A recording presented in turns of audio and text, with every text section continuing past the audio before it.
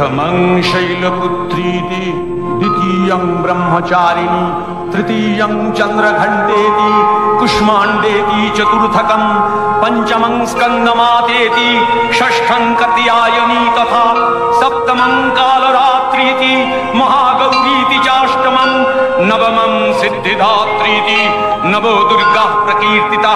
उक्तान्येतानि नामानि ब्रह्मणैव महात्मना।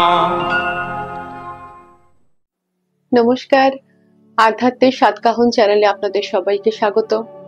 বাঙালির 12 মাসে 13 পার্বণ, তার মধ্যে সবথেকে বৃহৎ উৎসব তথা পার্বণ হলো শারদীয় দুর্গোৎসব। বৃহৎ কি অর্থে? শুধু আনন্দ করা, মজা করা, ঠাকুর দেখা, জামা কাপড় কেনা, খাওয়া দাওয়া এই অর্থে? পুজোর আয়োজন করা শুধুই কি এই অর্থে? না, এর পিছনে এক অন্তর্নিহিত নিগূঢ় অর্থ আছে, যা আমাদের অনেকেরই অজানা। মহালয়া থেকে দেবীপক্ষের সূচনা, শেষ হয় কোজাগরী লক্ষ্মী পুজোতে।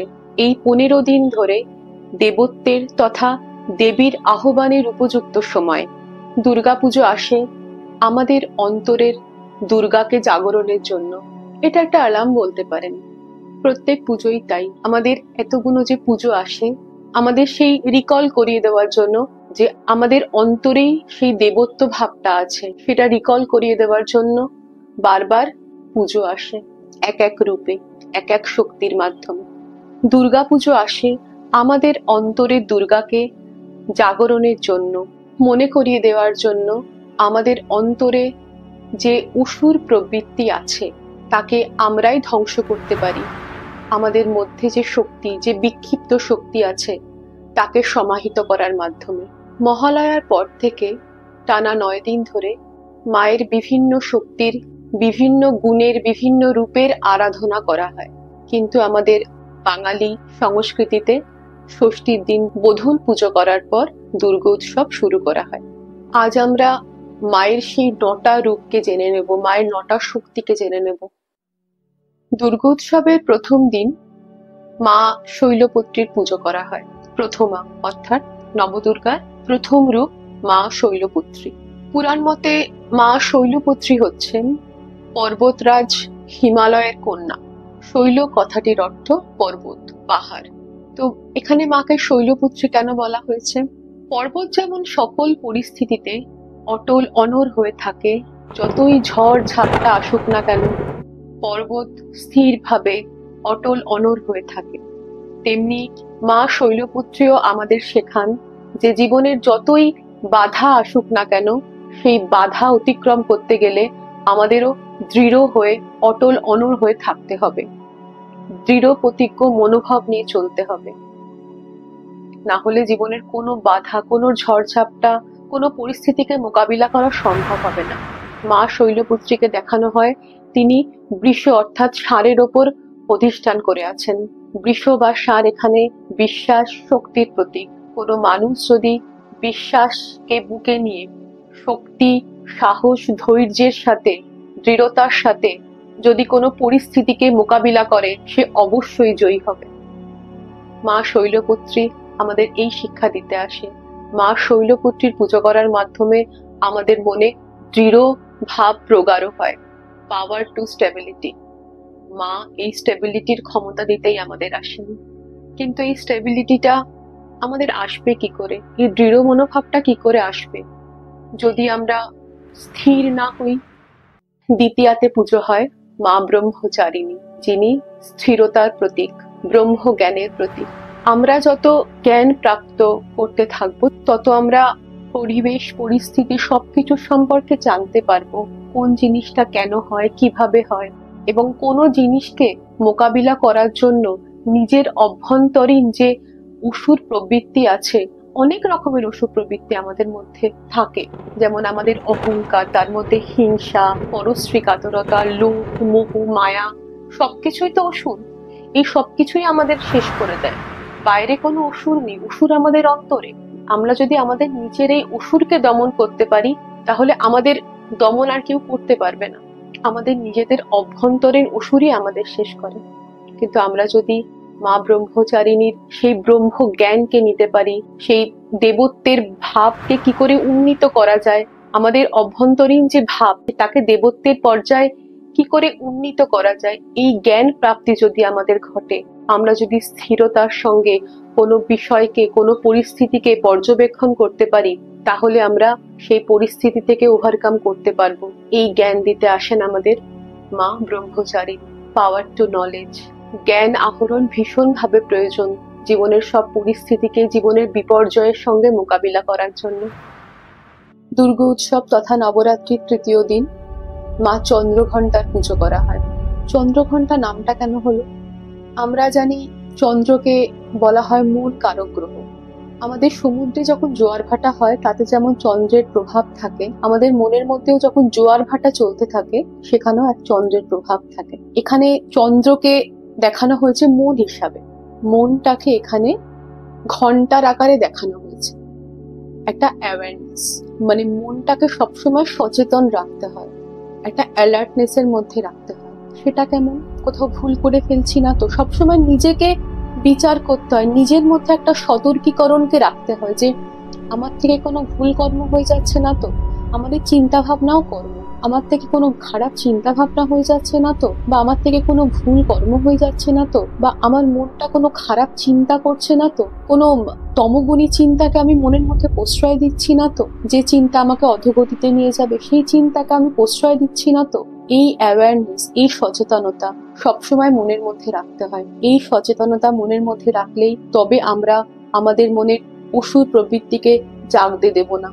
মা চন্দ্রঘণ্টা এই শেখাতেই আমাদের আসেন যে আমাদের মনকে সদা সর্বদা জাগ্রত অবস্থায় রাখতে হবে। মা চন্দ্রঘণ্টাকে দেখায় সিংহের ওপর উপবিষ্ট, সিংহ তথা শৌর্যের প্রতীক, সাহসিকতার প্রতীক। তাই সাহসিকতার সহিত, শৌর্যের সহিত, বীর্যের সহিত আমাদের মনকে খুব সচেতনতার মধ্যে রাখতে হয়। খুব সচেতন থেকে খুব নিজের ওপর কনসেন্ট্রেট করে সব কাজ করতে হয়। তাহলে আমাদের থেকে ভুল হবে না, আমাদের ভেতরকার অসুখ প্রবৃত্তি জাগবে না। মা চন্দ্রঘণ্টা আমাদের এই শেখাতেই আসে, পাওয়ার অফ অ্যাওয়ারনেস। নবদুর্গার চতুর্থ রূপ মা কুষ্মান্ডা। দুর্গাপুজোর চতুর্থ দিনে, চতুর্থীতে মা কুষ্মান্ডার পুজো করা হয়। কিন্তু এরকম অদ্ভুত নাম কেন? কু শব্দের অর্থ কুৎসিত এবং উষ্মা শব্দের অর্থ তাপ। উষ্মা শব্দের অর্থ তাই ত্রিতাপ বা দুঃখ। দেবী জগতের দুঃখ গ্রাস করে নিজের উদরে ধারণ করেন, তাই তার নাম কুষ্মান্ডা। স্বামী অচ্যুতানন্দের ভাষায় যেমন মহাদেব সমুদ্র মন্থনের সময় সমস্ত হলাহল পান করে নীলকণ্ঠ হয়েছেন, তেমনি জগৎ জননী দুর্গা আদ্যা শক্তি জগতের সর্বপ্রকার জ্বালা যন্ত্রণার হাত থেকে তার সন্তানদের রক্ষা করার জন্য সমস্ত দুঃখ কষ্ট তার উদারে ধারণ করেন। পাওয়ার টু অ্যাকসেপ্ট। মা কুষ্মান্ডা আমাদের এই শিক্ষা দিতে আসেন যে সব সিচুয়েশনকে অ্যাকসেপ্ট করতে হয়, যখন যেমন তখন তেমন, যেখানে যেমন সেখানে তেমন। সন্তুষ্টি জীবনের একটা অনেক বড় জিনিস। আজকে আমরা যদি জীবনের প্রত্যেকটা পদে পদে অসন্তুষ্ট হই, এটা ভালো লাগছে না, এটা চাই না, ওটা পাচ্ছি না কেন, আজকে যদি এটাকে আমরা রিফিউজ করে একটু এগিয়ে যাই, তো সামনের দিন হয়তো আমরা যেটুখানি পেয়েছিলাম সেটুকুও হয়তো পাবো না। তাই যখন যেটা পাওয়া যায় তখন সেটাকে অ্যাকসেপ্ট করতে হয়। আমি বলছি না যে আপনারা বিষ খেয়ে নিন, সেটা কখনোই বলবো না, কিন্তু আজকে যদি বিরিয়ানি না পেয়ে আমরা রুটি পাই, তো রুটিটাকে অ্যাকসেপ্ট করি। হয়তো রুটিটাকে যদি আজকে আমরা রিফিউজ করি, ইন ফিউচার হয়তো সেই রুটিটাও আমাদের কপালে জুটবে না, তাই না? সমস্ত কিছুকে অ্যাকসেপ্ট করা। কেউ যদি কোনো খারাপ ব্যবহার করে গেল, তার প্রত্যুত্তরে যদি আপনিও তার সঙ্গে ঝগড়া বা রাগপূর্বক দু চারটে খারাপ কথা বলেন, সিচুয়েশনটা জটিল হয়ে যাবে। কিন্তু আপনি যদি সেই মুহূর্তে সেই তার সমস্যাটা বা তার রাগটাকে যদি আপনি অ্যাকসেপ্ট করেন, করে যদি আপনি পরবর্তী সময় তাকে সেটা বোঝান, তাহলে কিন্তু সমস্যার মীমাংসা করা খুব সহজেই সম্ভব হয়। তাই ধৈর্য, স্থিরতার সাথে সমস্ত কিছুকে একসেপ্ট করা, সমস্ত সিচুয়েশনকে একসেপ্ট করা, নিজেকে একসেপ্ট করা। আজকে ধরুন আপনি কোনো একটা ভুল করলেন, আমাদের মানুষের সব থেকে বড় সমস্যা নিজের ভুলকে একসেপ্ট না করা। নিজের ভুলকে যদি আমরা একসেপ্ট করতে শিখে যাই, সেখানেই সব প্রবলেম সলভ হয়ে গেল। আমরা যদি যেই মুহূর্তে আমরা নিজেদের ভুলকে একসেপ্ট করতে শুরু করব, সেই মুহূর্তে আমরা কিন্তু সেই সাধুর পর্যায়ে চলে যাব। যদি আমি চুরি করি, হ্যাঁ আমি একসেপ্ট করলাম যে আমি চুরি করেছি, যদি আমি কোনো ভুল করি, হ্যাঁ আমি একসেপ্ট করলাম আমি ভুল করেছি, নেক্সট টাইম থেকে আমি আর করবো না, তবেই আপনি কিন্তু সত্যিকে সাথে নিয়ে চলতে পারবেন। ঠাকুর বলে গেছেন যে কলিযুগের ভগবত প্রাপ্তির একমাত্র উপায় হলো সত্যের আঁটকে ধরে থাকা। কলিযুগের এটাই একমাত্র মুক্তির পথ। সেটা হলো যখন যেমন পরিস্থিতি আসে, যখন তুমি যেমন কাজ করছো সেটাকে একসেপ্ট করো। পাওয়ার টু একসেপ্ট। মা কুষ্মান্ডা আমাদের এটাই শেখাতে আসেন যে যখন যেরকম যে পরিস্থিতি থাকুক না কেন, যেরকমই আপনিই হন না কেন, সেটাকে একসেপ্ট করুন। একসেপ্টেন্সের পাওয়ার অনেক বেশি হয়। নবরাত্রির পঞ্চম দিন তথা দুর্গাপুজোর পঞ্চম দিনে পঞ্চমীতে মা স্কন্ধ মাতার পুজো করা হয়। স্কন্ধ অর্থাৎ কার্তিককে বলা হয়, যুদ্ধের দেবতা। এখানে মায়ের রূপকে দেখানো হয় যে মা কোলে কার্তিককে নিয়ে আছেন। কার্তিক যুদ্ধে রত, তার মানে কি যুদ্ধে রত হলেই কি মা তাকে ভালোবাসবে না? কিন্তু এখানে তো দেখিয়েছে যে যুদ্ধরত কার্তিককেই মা কোলে বসিয়ে নিয়ে আছেন। তার মানে এই মূর্তির মাধ্যমে এটাই আমরা বুঝি যে ভালো মন্দ, সৎ অসৎ নির্বিশেষে তিনি সবারই মা। যে যুদ্ধ করেন তারও মা, যিনি যুদ্ধে নিহত হন তারও মা। মা মানে কি? যে আমাদের পরিচর্যা করে সেই তো মা। আমাদের প্রত্যেকের মধ্যে একটা মা থাকে, পুরুষ নারী নির্বিশেষে প্রত্যেকের মধ্যে মা থাকে। মা হওয়ার জন্য আলাদা করে স্ত্রী হতে হয় না। কেন? সেই পরিচর্যা, সেই সহানুভূতি, সেই প্রেম ভাব প্রত্যেকের মধ্যেই থাকে। আমরা প্রকৃতিকে মা বলি এর জন্য যে প্রকৃতি আমাদের পরিচর্যা করে, সবকিছু দিয়ে আমাদের লালন পালন করে, তাই প্রকৃতি মা। আমাদের প্রত্যেকটা মানুষের মধ্যে একটা মমত্ব বোধ থাকে, একটা মাতৃত্ব থাকে। সেই মাতৃত্ব ভাবটাকে ধরে রাখা, সেই মাতৃত্ব ভাবটাকে সর্ব অবস্থায় জাগিয়ে রাখার জন্যই মা স্কন্ধ মাতার পুজো করা হয়।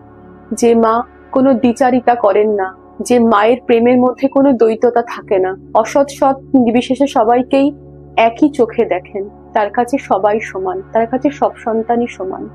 মা স্কন্ধ মাতার পুজোর মাধ্যমে আমরা এটাই বুঝতে পারি যে আমাদের সেই মমত্ব বোধটাকে, সেই সহানুভূতিটাকে, সেই ভালোবাসাটাকে সবসময় জাগিয়ে রাখতে হবে, যার দ্বারা মানুষের ভালো হয়, মানুষের কল্যাণ হয়। যখনই আমাদের ভেতরে সেই প্রেম ভাব জেগে থাকবে, অসুর ভাব কখনোই জাগতে পারবে না। পাওয়ার টু লাভ, মা স্কন্ধ মাতা। নবরাত্রির ষষ্ঠ দিন তথা শারদীয়া দুর্গা উৎসবের ষষ্ঠ দিনে মা কাত্যায়নীর পুজো করা হয়। কালিকা পুরাণ অনুসারে যখন মহিষাসুর স্বর্গমত্ত পাতালে নিজের দাপট চালিয়ে বেড়াচ্ছিলেন, তিনি যখন কোনো পুরুষ দ্বারা অপরাজেয় ছিলেন, প্রজাপতি ব্রহ্মার বরে কোনো পুরুষের ক্ষমতা ছিল না ত্রিভুবনে যে মহিষাসুরকে বধ করবে, তখন সমস্ত দেব দেবীরা তাদের শক্তির দ্বারা আদ্যা শক্তি মহামায়ার আহ্বান করেন এবং সেই শক্তিকে প্রথম পুজো করেন মহামুনি কাত্যায়ন, তাই তার নাম কাত্যায়নী। আমাদের ভেতরেও এক অফুরন্ত ঊর্জার ভান্ডার আছে, এক অফুরন্ত শক্তির ভান্ডার আছে।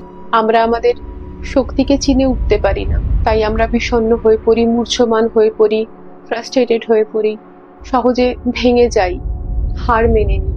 কিন্তু যখন আমরা আমাদের স্বরূপকে জানতে পারবো, আমরা কে, আমরা কোথা থেকে এসেছি, আমাদের উৎসকে আমরা যখন জানতে পারবো, তখন আমরা এটা জেনে যাব যে আমাদের থেকে অসম্ভব কিছুই নেই।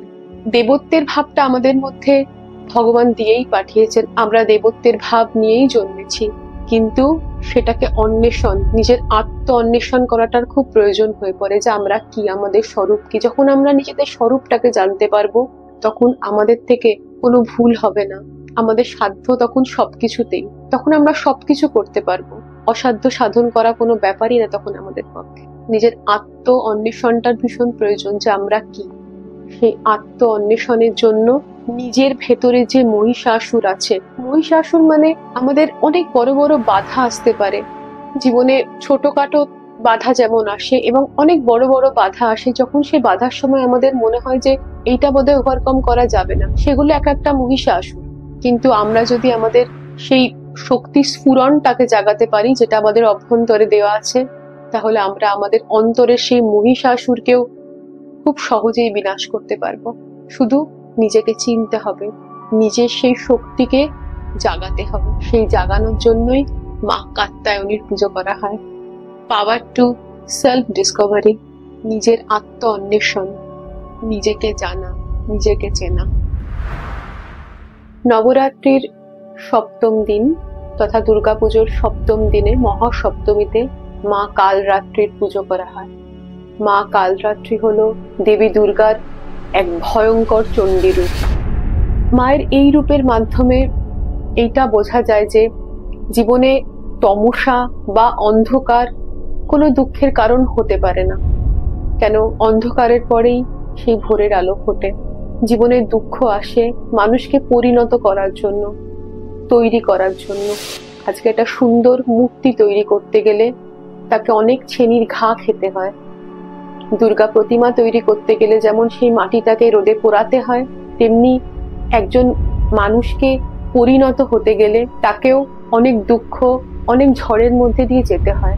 ম্যাচুরিটি এইভাবেই আসে। মা কালরাত্রি আমাদের এই বোঝাতে আসেন যে জীবনে যতই দুঃখ আসুক না কেন, যেরকমই পরিস্থিতি আসুক না কেন, তাকে ফেস করার, তার সম্মুখীন হওয়ার। দুঃখ থেকে যদি আমরা পালিয়ে যাই বা পরিস্থিতি থেকে যদি আমরা পালিয়ে যাই, তাহলে কি আমাদের প্রবলেম সলভ হবে? কখনোই হবে না। বরঞ্চ সেই পরিস্থিতিটা পরবর্তী সময় একটা অন্য ভয়াবহ আকারে আসবে। তাই মা কালরাত্রির পুজোর মাধ্যমে আমরা এটাই বুঝতে পারি যে ভয়ঙ্কর পরিস্থিতি দেখে পালিয়ে যাওয়ার কোনো মানে হয় না, তাকে ফেস করতে হবে। যত আমরা পরিস্থিতিকে ফেস করব, তত আমরা নিজেদের অভ্যন্তরীণ শক্তিটাকে আরো বাড়াতে পারবো। দেবী কালরাত্রির বাহন এখানে গাধাকে দেখানো হয়। গাধা সাধারণত সরলতা, সহনশীলতা এবং ধৈর্যের প্রতীক। কালরাত্রির মতন ভয়ঙ্কর শক্তিশালী দেবী যখন এই বাহনে আসীন হন, তখন এর মাধ্যমে এই বার্তা দেওয়া হয় যে বাহ্যিক ভয়ঙ্কর রূপের আড়ালে অভ্যন্তরীণ সরলতা, সাহসিকতাই প্রকৃত শক্তি। আমরা গাধাকে দেখি, গাধা খুব সহজ সরল একটা প্রাণী। লোকে যখন ওকে মারে, পরে মার খায়, অনেক বোঝা নিয়ে যায়, কিন্তু মা কালরাত্রি ওর ওপর আসীন হয়ে আছেন, মানে সরলতাকে নিজেদের মধ্যে ধারণ করে, সরলতার উপর চড়ে, সেই বিনম্রতার উপর চড়ে জীবনের সব পরিস্থিতিকে ফেস করতে হবে। কেন, কমপ্লেক্স পরিস্থিতি কমপ্লেক্স হয়ে কিন্তু সলভ করা যায় না। কোনো জটিল পরিস্থিতিকে জটিলতা দিয়ে সলভ করা যায় না। যেমন ঘৃণাকে ঘৃণা দিয়ে সলভ করা যায় না, তাকে সলভ করার জন্য ভালোবাসার প্রয়োজন হয়, তেমনি কোনো কমপ্লেক্স পরিস্থিতিকে কমপ্লেক্সিটি দিয়ে সলভ করা যায় না, তার জন্য সিম্পলিসিটি দরকার লাগে। আপনি যত সিম্পল থাকবেন, যত সরল থাকবেন, আপনার জীবন ততটাই হ্যাসেল ফ্রি হবে, তত জটিলতা কম থাকবে। মা কালরাত্রি আমাদের এই শিক্ষা দিতে আসেন যে জীবনের সব পরিস্থিতিকে, সব বাধা বিপর্যয়, সব প্রতিকূলতাকে ফেস করতে হয়। পাওয়ার টু ফেস, সবকিছুর সম্মুখীন হওয়া। নবরাত্রির অষ্টম দিন তথা দুর্গাপুজোর অষ্টম দিন মহাষ্টমী ভীষণ গুরুত্বপূর্ণ। মা মহাগৌরীর পুজো করা হয়।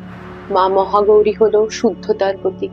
মা মহাগৌরীকে দেখানো হয় শ্বেতবর্ণ তার গায়ের রং। সেই শুদ্ধতা কিন্তু বাহ্যিক নয়, তার গায়ের রং ফর্সা সেটা নয়, সেই শুদ্ধতা অন্তরের শুদ্ধতা।